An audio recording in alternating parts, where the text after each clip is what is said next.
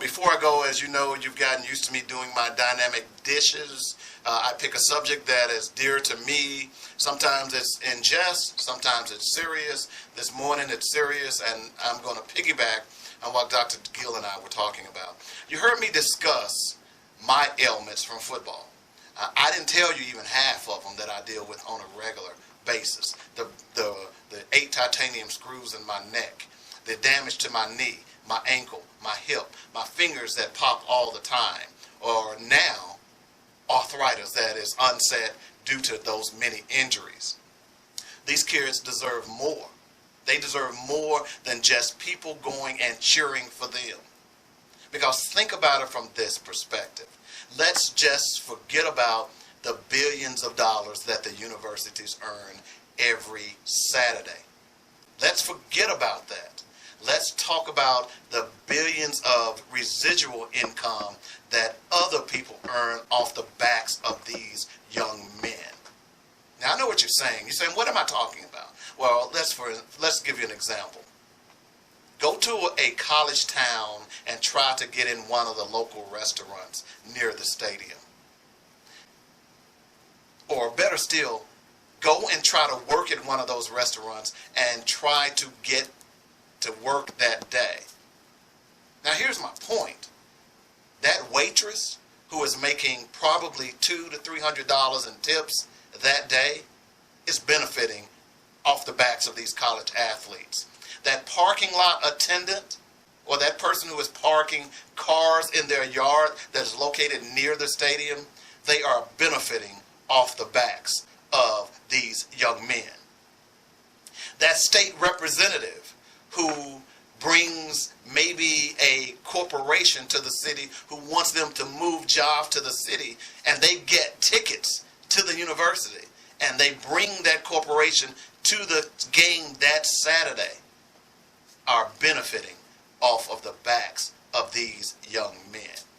Local gas stations, hamburger joints, Wendy's, McDonald's, all of those billions and billions of dollars in residual income that we don't talk about is because of those young men. And it doesn't matter what level.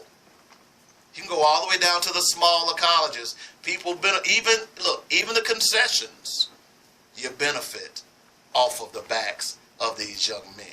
Or maybe you've just met that cute little girl and you bought tickets and you want to show her a good time and you take her to the game.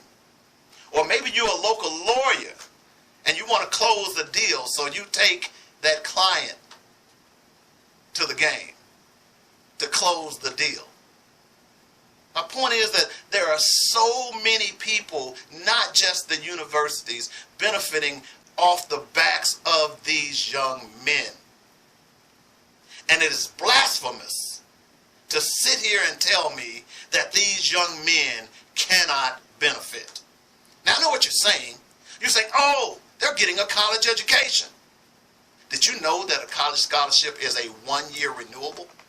Now, what that means, if you don't know what that is, it means that a coach at any time can tell that young man that he's not cutting the bill and can take his scholarship from him. No, scholarships are not 4 years. That's another travesty. But every year, each of us benefits off of these young men. Whether it's sitting at home when you're having a football party, whether it's a football pool where you put money in and you win that money, each of us benefit off the backs of these young men. We are a better people.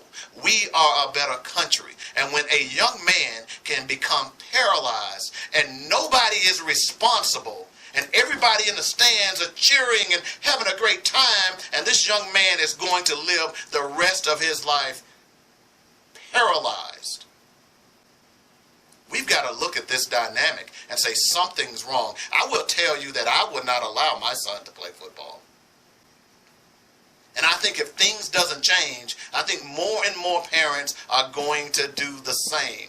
But in the meantime, if you are truly fans of your school And if you're truly a fan of that athlete where you want to get his autograph and you want to cheer him on, you want him to hug your baby and kiss your dog, then shouldn't you be concerned about his well-being? Shouldn't you be concerned about his short-term health care, his long-term health care, and whether or not he can buy dinner?